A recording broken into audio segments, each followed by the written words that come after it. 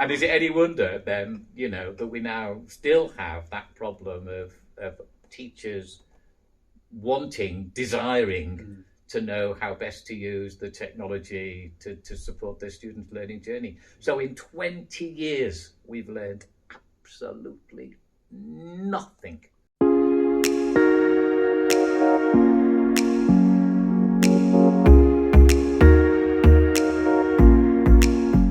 Hello, welcome to the TA Tech podcast. I'm your host, Nick, and this week I am joined by the amazing Professor Steve Molyneux. How are you, Steve? I am fine, thanks, Nick. How are you? I'm good, yeah. Thanks for joining me. So, Pleasure. I've worked with you for a couple of years now, but there's many strings to your bow, and there's a big backstory there, lots of things that you've done, and I thought it'd be nice to kind of have a chat with you, being as you're in the ed tech space, being as this is an ed tech podcast. So yeah, I just thought it'd be lovely to chat to you and get to know you a bit better. Lovely.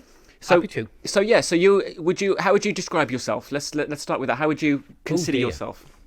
I guess I'm a bit of a mixture between a Steve Jobs and a Peter Molyneux.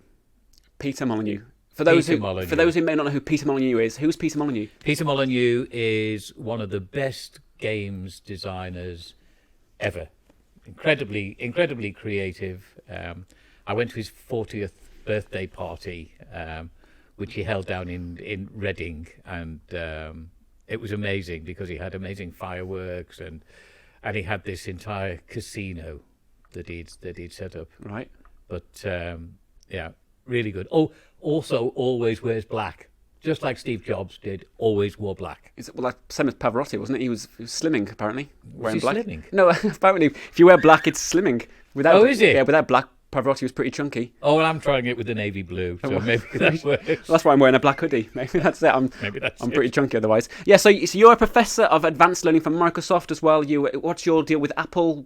Can you talk us a little bit about your titles? Yeah, so back in 2001, I was one of Apple's first ADEs, which is an Apple Distinguished Educator, right, here in the UK, and I was helping them promote the use of Apple technology, particularly iPads, not just in schools in the UK, but also across EMEA.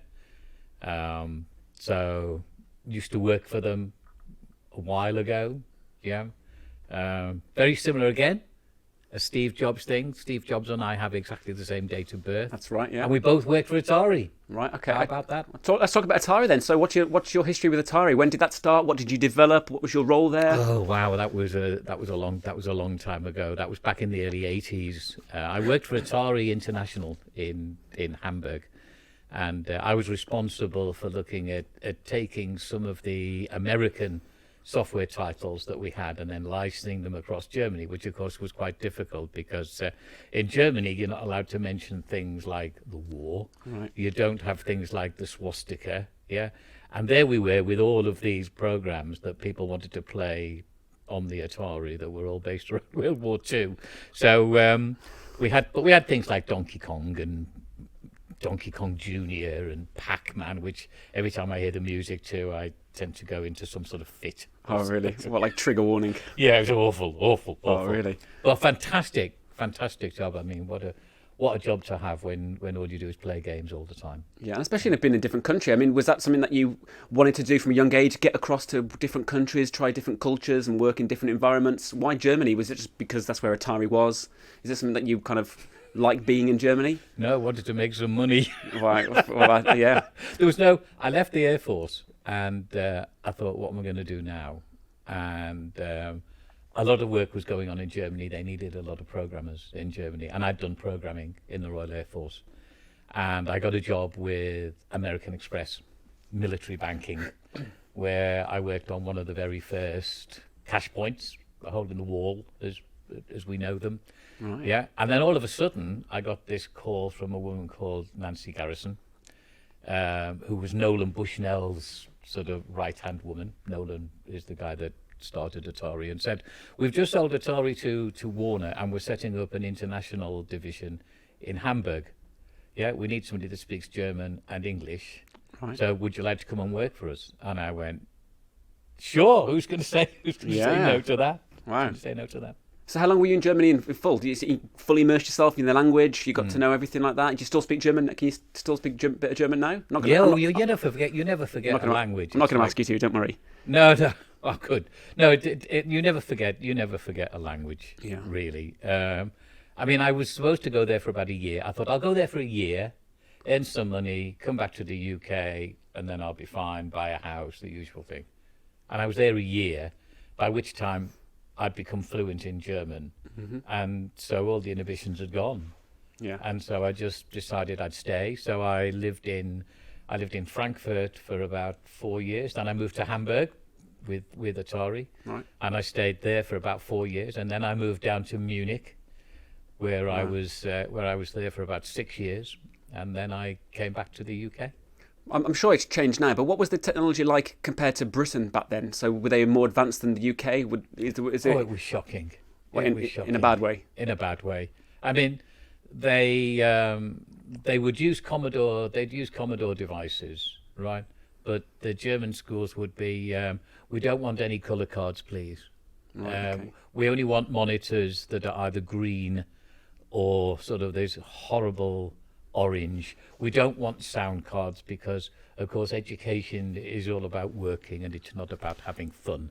Whereas in the UK, everything was completely different. It was like gamification. Yeah. You know, let's see how we can make use of games to advance learning. Let's have lots of colour. Let's have the... So it was very, very different. And knowing you the way I do, I bet there was a few battles then from your trying to get your point across and trying to force the way of working should be this way and that way. Yeah, I did have those. I'm very controversial, as most people who know me will know. I'm not particularly PC. Sometimes. Well, you just want to you want to speak your mind, don't you? You know what you like, you know what you want, and I suppose that's the way you are. Yeah, and I think people should. Yeah. People should, especially when it comes to education. It's important that people say what they think and what they believe in. Yeah, so you've got links with the German Ministry of Education, I see. What did you do with Oh, well, that was really strange. I was the odd one out. At the time, the then sort of EU wanted a group of people that were looking at a project called Delta, which was developing electronic learning through technological advance. Right. So I even remember the acronym properly. It was about a 40 million ECU project, right? And the German government sent me as their representative, or should I say the West German government, because the wall hadn't come down yet. Okay. So the West German government sent me, right? So I arrived there in Brussels, and the guy that ran the program, a guy called John Rogers, said, "Oh, you're the problem child." And I said, "What do you mean?" He said, "We'll have to send you back because the German politicians in the European Parliament want somebody that's German, not somebody that's British." Right. At which point, the German politicians in Bonn said, "We are the German politicians. We decide who we send. And we're sending this guy." So you're piggy in the middle there. So I was a bit of a piggy in the middle until it came across there was a particular thing we were discussing about whether we should get involved in education. At which point the British contingency then turned round and said, "Well, as I'm sure as our colleague Steve will understand, you know, education is a national policy, and under Mrs. Thatcher we couldn't possibly, you know, look at doing that." And I said, "I'm here to represent Western Germany, not to represent Margaret Thatcher." Yeah. Right. So it was all a bit of a a difficult situation, but it was fun. Yeah, well, it's a learning experience, I suppose. I mean, I've looking into kind of your achievements. Some of the things that I've read. You know, you developed the first learning environments in the UK. Member of the post-16 e-learning strategy task force. Appointed advisor to the UK chief of defence staff. I mean, your CV. I mean, is it hard to remember everything you've done? Because you've done so much. I mean, I'm not saying that because of your age, but I mean, because you've done so much. I mean, do you look back and think, wow, I have done... How much do you look back and think, wow, look at my achievements? I think it's... I look back at the achievements, and you know what I think? How little we've come forward. So in some instances, I think, what an absolute failure. What a waste of time. I've been. I mean, a prime example is the post-16 e-learning strategy, right? So we're talking 2002. So we're talking 20 years ago. Estelle Morris, right, who I have a great deal of respect for, former teacher, yeah, education secretary, set up a task force to look at how we can make use of technology to better post-16 education. So we weren't there to look at schools, and we weren't there to look at higher education. All the great and the good were there. We came up with this amazing report, which was called Getting On With It, the it being in capitals, so IT, right? And I tried to find a copy of it the other day, and I thought, you're bound to be able to find a copy of something like that on the internet. Could I find a copy of it on the internet? No. I found one copy, and that was at a very obscure research place in New Zealand. Really? So it appears as though the civil service must have either buried it because some of the things it said were incredibly controversial. I mean, I was responsible for sort of looking at the futures, and I said things like, any curriculum that's delivered electronically, that colleges should get more funding per student than if they just deliver it by paper. Right. Okay. Which didn't go. Yeah, I was gonna say, That didn't go down too money. well. That was so money. Money was a difficult one. The other thing that we found out, and this will resonate even now, is the statistics we found 20 years ago. 97% of all funding was on infrastructure, right? 40% of funding that they had was on devices, and there was something like 3% that was on teacher training. Gosh. And is it any wonder then, that we now still have that problem of teachers desiring to know how best to use the technology to support their students' learning journey. So in 20 years, we've learned absolutely nothing at all. That's madness. Do you think that we've obviously just mentioned money? Do you think that is the main factor, or is it just resources? Why hasn't it come far? Why haven't they learned from there? In 20 years, you'd think there'd be so many advancements, but there just doesn't seem to be. So why? It's politics. It's politics, isn't it? At the end of the day, governments are run by politics. Politics are run by what people think are the sound bites. Right. Teaching teachers doesn't have a sound bite. Let's give everybody an iPad. Oh, that's a sound bite. Let's put these amazing interactive smart boards, which was another one that we had. We said we should put an interactive smart board in every classroom. Which, bless their heart, Charles Clarke did. Right, until I went into a primary school and I said, why have you got a smart board that's at the height of a teacher instead of at the height of a youngster? And he said, I thought it was supposed to be used by the teachers. No, it's there for the use of the kids. Wow, I was like, what? That's mad. I don't know. You thought, I don't want to mention COVID too much, but because of what happened over the last couple of years with remote learning and remote teaching and all that, that kind of thing, you would have thought there'd be a big kind of surge in, these technologies in the classroom, but it just seems to have kind of just papered over a few cracks at the time, and nothing seems to have kind of moved on. Where do you think it is going to go from here? Do you think people are going to start catching up, and what's going to happen, do you think? I think the problem is with COVID, only a few were prepared for it. Everybody had the technology because we'd had, everything from Google Classroom or Zoom or Teams, right? And we'd had it for a long time. But the teachers didn't know how to teach using it. So they taught the way they taught in the classroom. And have you ever sat and tried to have a 40-minute meeting on a Teams call? Right? We had one child who found it was easier for him to get a photograph of himself and stick it in front of the camera, and then he went playing with his dog. And it wasn't until his mother said, "Aren't you supposed to be at school?" And he said, "Oh no, we've got a break now." And then she went upstairs and she found that there was this photograph of him that was stuck in front of the camera.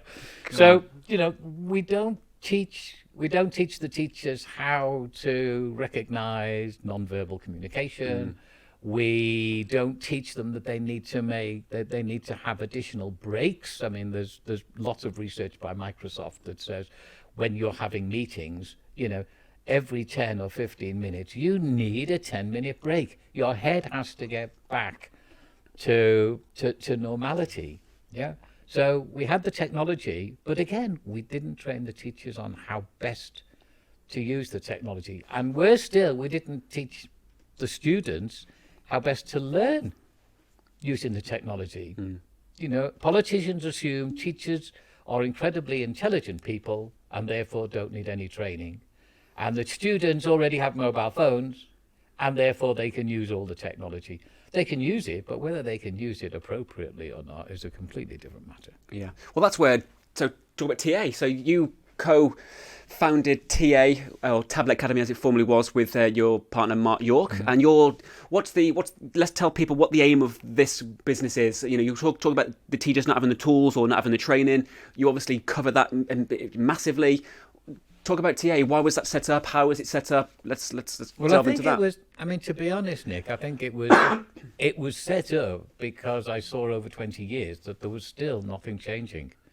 And, we needed a way of doing that. So we needed a way of providing a level of consultancy to very innovative head teachers or CEO of maths who knew they wanted to do something but didn't know what the technology could do. They wanted to develop a strategy, but didn't really know how to do it, how to do the change management. So we basically set up this organization, Tablet Academy, now TA Education, and a TA business. So we're now supporting businesses as well. And the aim is basically to help senior leaders develop an education transformation strategy that really takes them to 21st century learning. Here we are in 2022, 2023, so we're almost like a quarter into the 21st century, and we're still talking about 21st century learning. It should be just learning, right? So since TA Business, TA International, since the whole inception, what's the biggest changes you've seen throughout education technology or in teaching in general? What's the biggest kind of movement that you've kind of been proud of that you could say, well, that's, not down to us, but we've been a big part of that?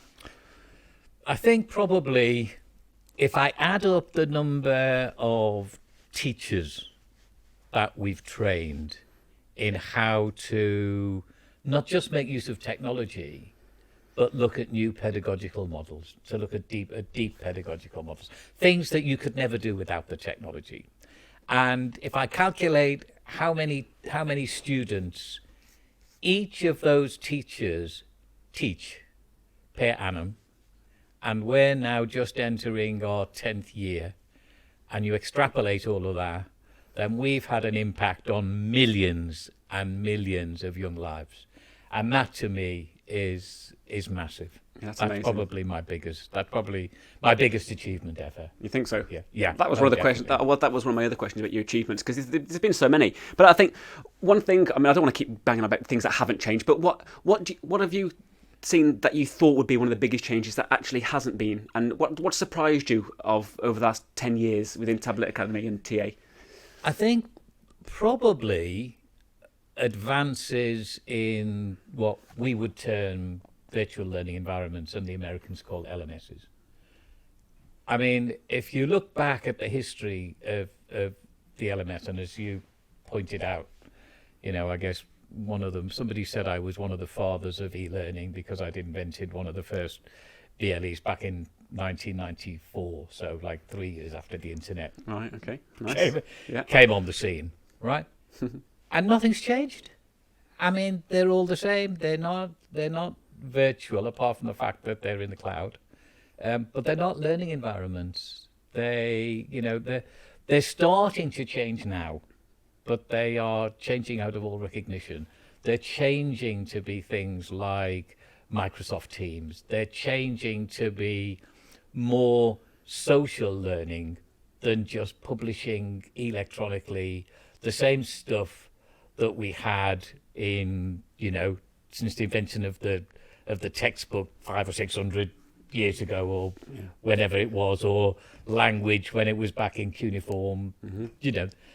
nothing's really changed in education. There's two thoughts you can always have that I always try and put in people's mind. I say, in your mind's eye, take any modern hospital, look in an operating theatre, look at all the technology that's around, look at all the training that the nurses and the doctors have had in terms of extending and saving lives, right? Take that view, and then in another mind's eye, look inside a classroom. And there is, pardon my French, sod all changed in hundreds of years. And I don't understand why. I don't get why successive governments constantly want to spend lots of money on education and constantly get it wrong. I just don't get it. So what's the challenges for TA going forward then, do you think? Is it kind of getting the government to kind of be on the same page as us, and what we want to do? Is what's the biggest problem we face? Well, I think it's like it was with this post-16 e-learning strategy, right? Teachers, modern day teachers, innovative teachers know that Minecraft can have a massive impact on teaching and learning. Virtual reality can have a massive impact on teaching and learning. Remote learning can have a massive impact on teaching and learning. It's about those members of staff demonstrating in their schools that this technology works and has a real impact on teaching and learning. Right? I have yet to read any empirical study, any research from anybody that says technology alone, right, improves education. Because it doesn't. It's like giving somebody a biro and a pen. If they don't know how to write, right, it's not going to improve anything. If you give people a book and they can't read, it doesn't improve anything. So it's the teacher training that is the most important. And if you look at teacher training today, initial teacher training does not have anything about EdTech in it whatsoever. That's crazy. It's still the old pedagogy. It's still always about, I will teach how I was taught. So so it's basically saying if just shoving a laptop into someone's hands doesn't necessarily mean they're going to improve their learning. No, not at all. No, not at all. No, it does surprise me still about you assume youngsters, because of the technology they're brought up around, the phones, the iPads, whatever it might be, that they all know how to use it. But because there's so many kids that don't, you can't blanket them all with the same. Well, but if you think of it, where's the first place you go when you want to learn something? Right? Where's the first place you go? Internet. You go to the internet, and you probably go to somewhere like YouTube, right? Yeah. And how many times do you find stuff on YouTube that is absolutely, completely and utterly wrong? Yeah. So how do you find out? How do you qualify what's correct and what isn't correct? Only teachers can tell you that, because they don't mark, they don't have tags that says, this is academically correct, but this one isn't, because, that just wouldn't work. Yeah. That's mad. It's funny you mentioned going onto YouTube, because I was reading a few weeks back about two of the biggest search engines is Google and YouTube. YouTube is now really a search engine, and one thing I've talked about on the TikToks is that I've asked people, are they using TikTok now to search for things? Because people really want a quick form video and want to learn things in 30 seconds. So people are now really turning to TikTok, that I've people are telling me, to start their learning. So where's the future for you? What do you see is the future, the next step? Is it all going to be online learning, video based, or are the teachers there to stay? You can never do away with a teacher. Good teachers are invaluable. Yeah. Right? Maybe they will change in terms of their role. Maybe their role changes from being a teacher to be a mentor, to being a facilitator, to being a coach that tells them how to find the right material, where to find the right material. But you're right, you look at things like TikTok, people I just want to know the answer of, how do I solve a quadratic equation? Right? In 30 seconds. Yeah. I don't need a half an hour of somebody scribbling all sorts of things on a board, because I don't want to know that. I just want to know, how do I solve this? How do I solve that? The problem is on TikTok is, of course, that it's very difficult now to find things that are tagged because there's so much of it. If I looked up on TikTok, how do I solve a quadratic equation? It would probably come up with, I haven't a clue. Yeah. That's the only thing. And you'll do it on something like YouTube, and it'll come back, there are, 3,648 hits on how to solve a quadratic equation. But there's only going to be one or two of them that are going to be really good and that you really get it. Well, it's, like you say, there's so many hits, but I tend to, a bit of a guilty thing now. When I look for a video, I do filter it by shortest video first, because people, we live in that world, don't we? Just quick answer, and that's all you need. And I suppose is that to a detriment? Do you think people aren't is it such a throwaway society now, where we'll get the information because we need the answer there, but in a week's time we forgot how we've got that answer? Well, the fact is, it doesn't matter whether you've forgotten it or not, because it's still there. So you just look at it again. Yeah. I mean, the thing is, people look at things all the time, right? We are natural, sort of inquisitive species. That's what we do. It's why we have pub quizzes that have absolutely mundane questions that, for some strange reason, people, always want to know. Yeah. And the internet's there to stay. It's not gonna disappear. It's gonna get more and more. Right? Artificial intelligence is going to be used to be able to filter that content even more to meet the needs of individual students. I mean, how can one teacher know what the individual needs are of 30 children? It's almost impossible to be able to do that. So things like, let's say, intelligent assessments, where it's not the teacher that's giving the assessments, it's a machine that's giving the assessment. It will know where a student might be lacking and might need some potential intervention. It will then generate, maybe an answer to that, and then it will generate another quiz or another assessment until it gets it right. I mean, artificial intelligence is going to be absolutely huge in education, and I think it's incredibly scary. Yeah, because if it's not used right, like anything else, then it's going to be detrimental. But I think, the way things are moving, if it's done correctly in education, then I think it's a big win for everybody, and particularly our students. Is that what keeps you going? What keeps you going? What keeps you wanting to do this? Dear me, that's a bit of a hard question, isn't it?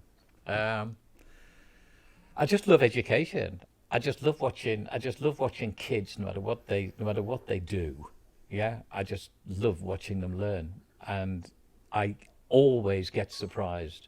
We can be doing things like Lego, we can be doing things like Minecraft. I mean, we had a very scary one, where we had a secondary school and a primary school together that were doing Lego, and we thought, we'll use the chemistry, we'll use a chemistry toolkit that's there, right? And one of the primary school kids shouted out, "Sir, what's this cocaine that I've just found in my knapsack?"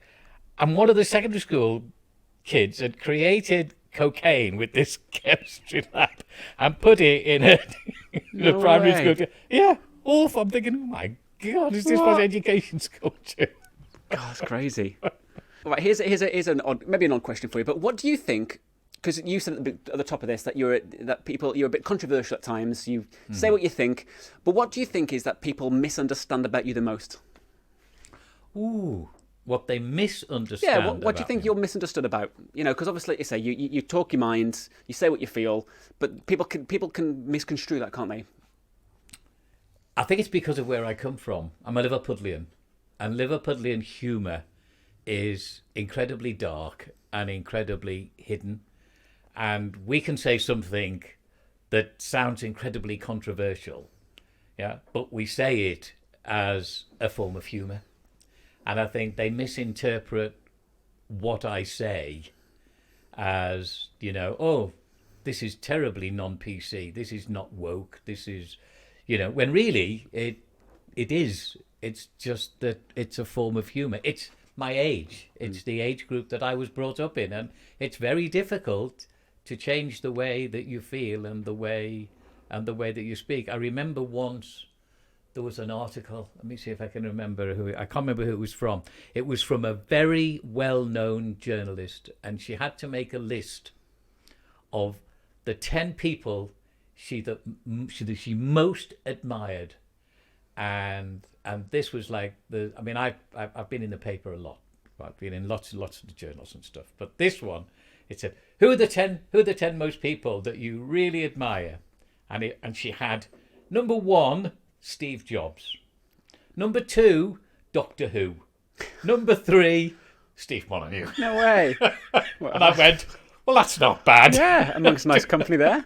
Number 3. What? That's a good company. Doctor that is. Who. Doctor Who. That's funny. Yeah, just below Doctor Who. How about that? Yeah. That's good. So, final question for you, Steve. What do you want to be remembered for? When you're long gone, what do you want to be remembered as, or for, or? I already am, because there's a brass plaque in Telford that actually says that I had rebuilt the War Memorial in Oakengate when I was mayor. So I've already got a brass plaque. So I don't need a blue one. But what would I need remembered for? I guess being one of the pioneers of e-learning with the invention of the VLE, and that every school was told by the government they had to have a VLE. I think that would probably be it.